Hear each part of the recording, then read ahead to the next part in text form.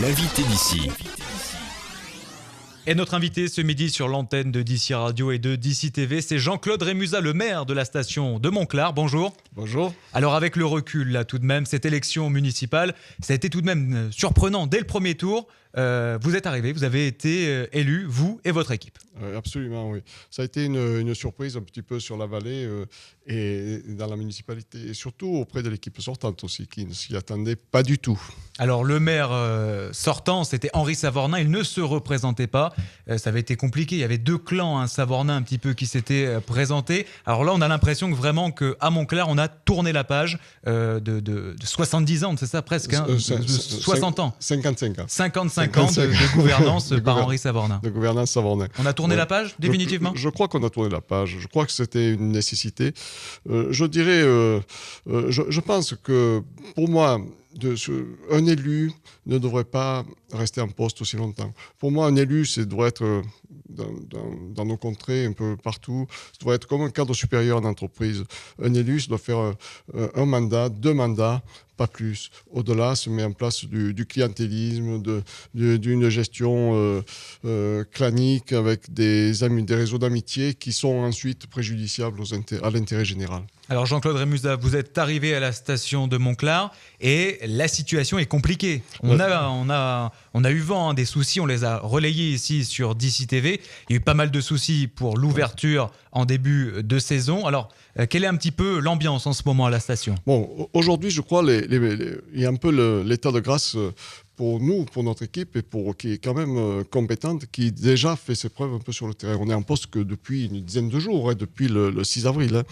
Mais je crois que les Montclariens doivent savoir, le relais, la passation de dossiers est assez difficile, quoi. On a découvert beaucoup de factures impayées avec les 3/4 sont en retard, mais je parle là de l'ordre de 650 000 euros de factures en retard, dont certaines qui sont depuis le début 2013. Il y a une secrétaire qui est partie au mois de janvier, qui a quitté, qui n'a pas été remplacée. Une autre secrétaire à mi-temps qui est partie là au départ de Henri Savornin, qui a fait valoir, qui a voulu mettre en place une rupture conventionnelle de contrat. Et de fait, maintenant, on est en difficulté du point de vue gestion administrative. Et donc, heureusement, j'ai des gens bénévoles qui viennent m'aider, mais parce que sinon, ce serait vraiment difficile. Bon, on a trouvé des dossiers qui ont été vidés de leur contenu. Bon, ça, moi, j'ai du mal à comprendre de tels comportements, de tels agissements, qui ne font que retarder les projets et qui sont préjudiciables au Montclarin. On voit ça souvent dans les alternances politiques, mais bon, pour moi, c'est des comportements condamnables. Vous parlez de plusieurs centaines, c'est ça, de milliers d'euros de factures impayées. 640 000. Est-ce que, je vous pose la question telle quelle, il y a des risques tout de même sur la station de Montclar ? Parce qu'on se dit comment une petite station comme Montclar peut payer autant de factures ? C'est pas rien une somme tout de même comme ça. C'est souvent les factures, on a des problèmes de lissage de la trésorerie. Il faut savoir que là, donc justement, il y a les rentrées d'argent, il y a les impôts qui rentrent en fin d'année, les factures d'eau qui rentrent en fin d'année, puis il y a la recette des stations qui sont là au début d'année. Donc souvent, c'est assez courant de voir ces factures qui s'entassent. Mais là, vraiment, c'est beaucoup et je trouve que certaines sont vraiment très importantes. Je ne voudrais pas insister plus là-dessus, mais vraiment, je pense que c'est pas normal d'avoir trouvé toute cette situation-là. Peut-être que c'était pour présenter des comptes en équilibre en 2013, mais ceci dit, maintenant, on va payer les factures, il faut les payer. Jean-Claude Rémusat, un mot sur les relations sociales. On le sait, ça n'a pas été facile ces derniers mois. J'imagine que vous avez renoué directement le contact avec ces salariés qui n'étaient pas contents. Bon, je pense que une gestion communale ne peut pas se faire sans la confiance avec les employés municipaux. Et nous, les employés municipaux, on a une douzaine de permanents, on a une cinquantaine de saisonniers. Il faut absolument qu'on arrive à retrouver cette confiance. Et ça, je m'y emploie aujourd'hui. Mais c'est vrai que le conflit que vous évoquez en début de saison Et je dirais que c'est le résultat d'une mise en place imparfaite de la nouvelle convention des remontées mécaniques en 2007. Et depuis 2007, donc, on a des soucis.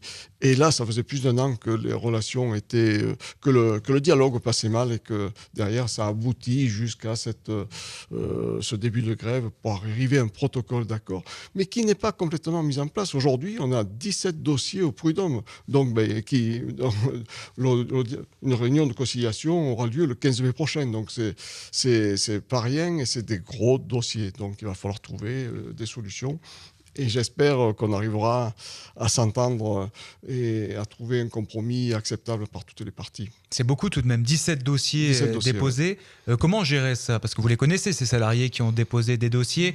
Vous essayez de leur faire comprendre que maintenant la page est tournée. Vous allez tenter d'améliorer la situation, d'améliorer les choses. Est-ce qu'ils sont réceptifs à ça? Le dialogue existe aujourd'hui. Hein, on discute. Alors qu'il était rompu avec Henri Savornin. Disons que et surtout, peut-être aussi sa première adjointe qui a traité ce dossier-là. Quoi.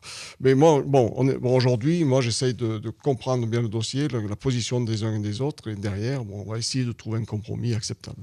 Bon, restons un petit peu maintenant, ouvrons sur les bonnes nouvelles.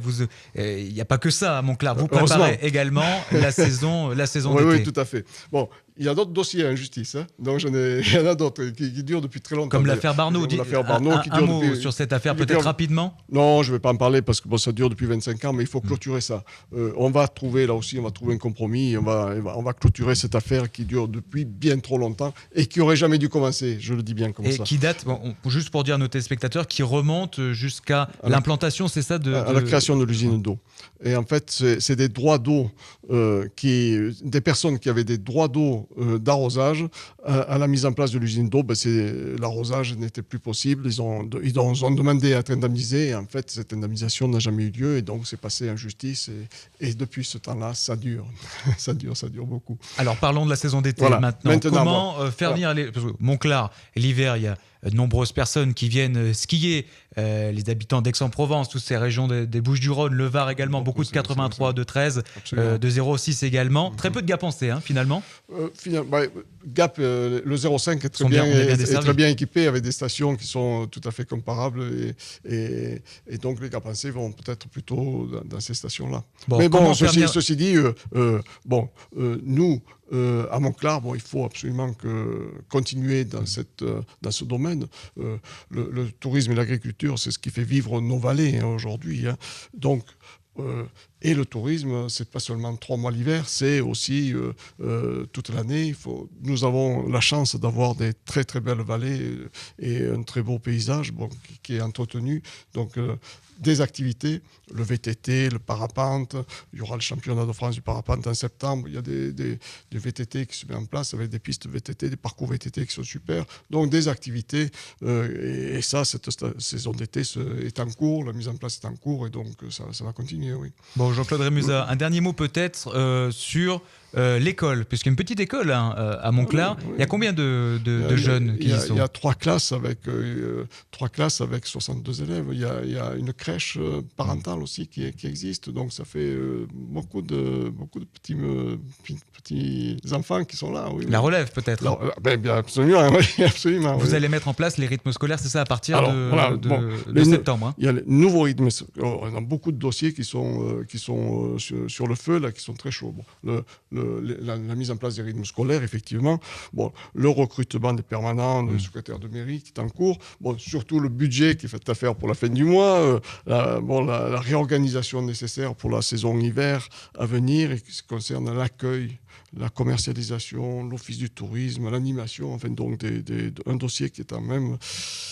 Qui, je dirais aujourd'hui, n'est pas satisfaisant, dont le fonctionnement n'est pas satisfaisant aujourd'hui. Donc nous allons revoir ça, il faut qu'on s'y mette très très vite. Donc il faut retrouver la confiance non seulement des employés, mais aussi des socio-professionnels, de ceux qui ont investi sur la station et qui veulent continuer à investir sur cette station. Donc il faut donner la confiance un peu partout. Donc je pense que ça aussi, c'est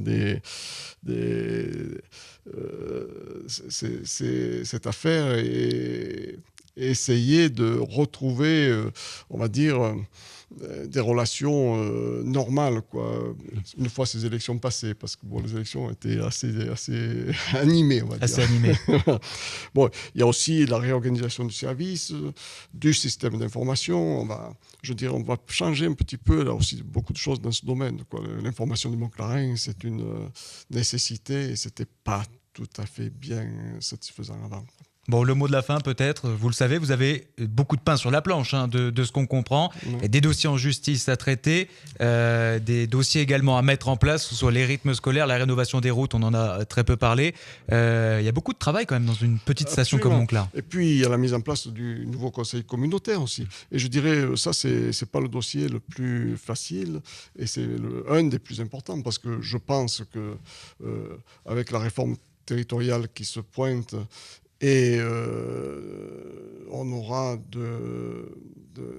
beaucoup d'évolutions sur les responsabilités des uns et des autres dans les années à venir, dans les mois, dans les années à venir.